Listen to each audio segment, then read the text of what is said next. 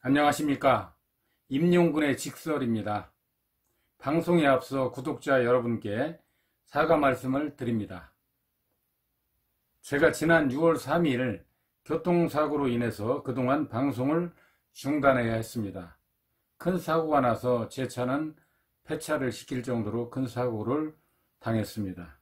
정말 죄송합니다. 앞으로 더욱 열심히 해서 많은 분들에게 보답하도록 하겠습니다. 오늘은 오랜만에 민주당과 안철수에 대해서 그리고 윤석열 검찰총장에 대해서 언급하고자 합니다.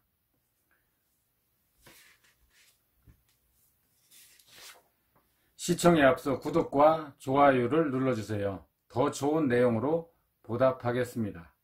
그동안 많은 이슈가 있었습니다. 그러니까 4.15 총선 전후로 이제 간단하게 정리를 해보면 총선 전에는 보수와 진보 진영을 싹 갈라놓은 조국 사건이 있었죠.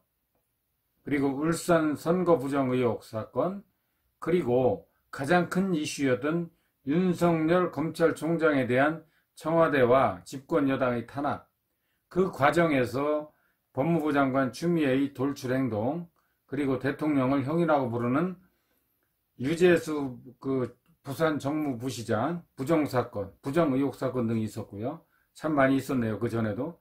총선 이후에는 바로 윤미향 의혹사건이 바로 터졌죠. 정의연, 그 윤미향 의혹사건이 터졌고, 추미애 장관의 검찰총장에 대한 그 수사지휘권 발동, 이게 이제 검언 유착이라고 이제 해서 강력하게 이제 발동을 해서 윤석열 총장의 그 손발을 꽉 묶었는데, 엊그제 그 수사 심의 협의회인가 거기에서 보니까 한동훈 검사장 같은 경우는 전혀 그 관련이 없다고 해서 그 권고가 내려졌지 않습니까? 수사를 중지하고 그 다음에 기소도 하지 마라 이런 식으로 돼 있어요. 그래서 나중에 알고 보니까 이제 KBS 또 사과하고 이런 걸 보니까 검찰과 언론이 이제 그 유착을 해서 이렇게 한 줄 알았더니 보니까 권력하고 언론이 유착한 게 아닌가. 그래서 국민들은 많은 이 부분에 대해서 상당히 관심을 가지고 지켜보고 있는 중입니다. 그리고 이제 부동산 폭등 문제 참 심각하죠. 문재인 정권 이 3년 만에 4억 5천만 원이 올랐고, 그리고 강남은 5억 8천이 올랐다고 하네요. 기가 막힐 노릇인 거죠. 김대중 정권, 그 다음에 이제 노무현, 문재인 진보 정권이라고 하지 않습니까?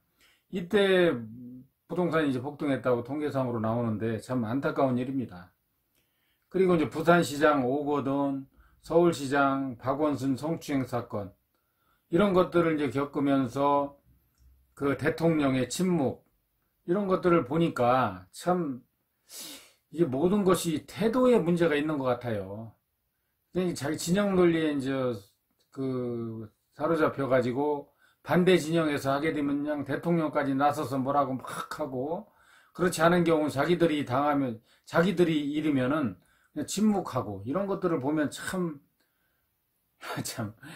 말이 안 나오는 거죠. 그리고 또 중요한 게 있죠. 그 다음에 이제 나임 옵티머스 사건, 이 경우가 지금 발생을 해서 여러 수사를 하고 있는데, 펀드 사기꾼들이 청와대 실세와 친문들하고 인맥을 엎고서 국민을 대상으로 대담한 사기를 벌인 거예요. 나임이 보니까 1조 6천억 원을 해먹었다고 하더라고. 어마어마하게 해먹은 거죠.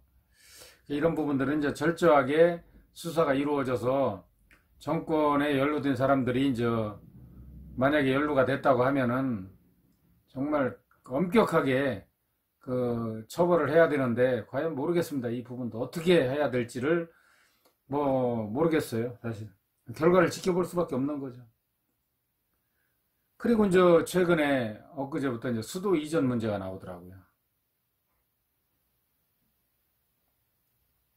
아마 이 정도가 우리 대한민국의 가장 큰 이슈가 아니었나 이렇게 생각을 하는데, 한 가지 빠졌습니다. 국회 상임위 이제 국회가 등원을 했잖아요. 18개 모두 독식했어요.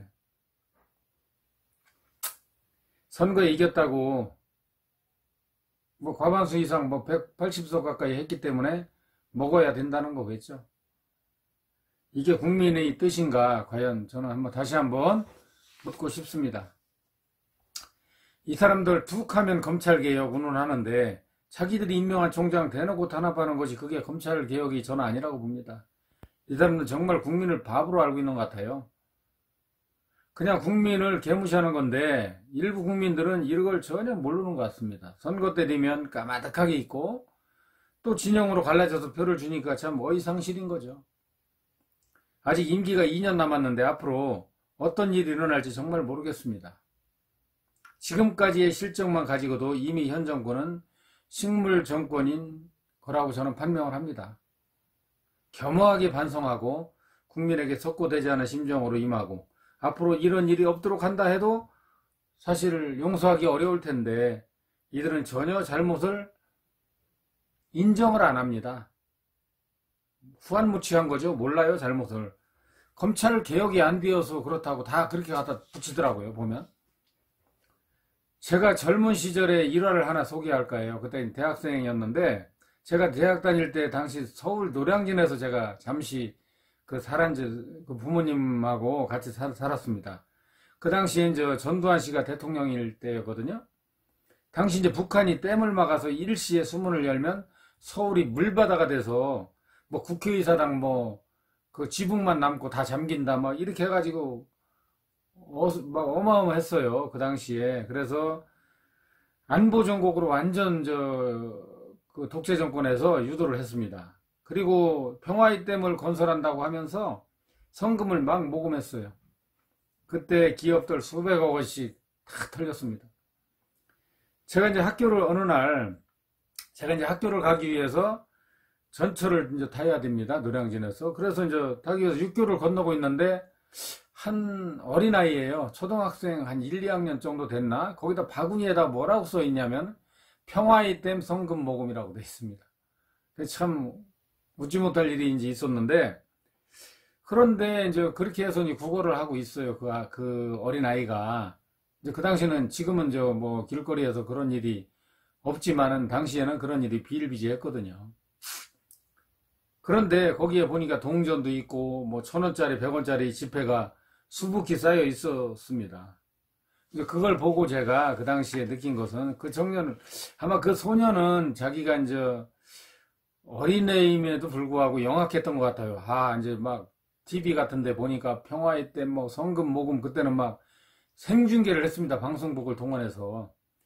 누가 얼마 내고 누가 얼마 내고 하면서 막 국민들도 막 가서 막 그 통장 해약해가지고 가서 막 그 성금하고 이제 방송국에 가서 그런 시절이었고 삼성 그룹에서 얼마 내고 롯데 얼마 내고 경쟁적으로 그런 시절이었어요. 그러니까 그 소년이 보기에는 성금 모금 이게 방송을 보니까 나도 이렇게 써놓으면 돈이 좀 거치겠구나 이렇게 생각했던 것 같아요. 제 생각입니다. 어린 마음에 이제 그럴 수 있잖아요. 그런 마음에서 이제 병화에 대한 성금 모금이라고 이제 했을 거고,